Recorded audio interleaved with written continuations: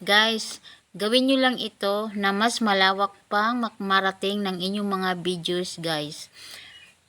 Paano nga ba siya ma-automatically sa story, yung mga long video at reels. Ito lang guys, ituturo ko sa inyo. Sundan nyo lang ito guys.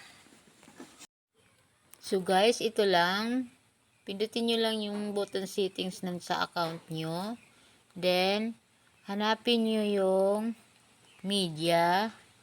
Then, hanapin nyo yung always share real stories guys. Always their videos to stories. Kailangan guys naka-on siya parehas para mas malawak pa yung marating nyo sa inyong mga videos guys at sa reels. Ayan lang guys.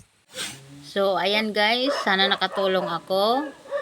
At yun lang guys. Mas madali lang yun para mas malawak pang narating ng inyong mga video.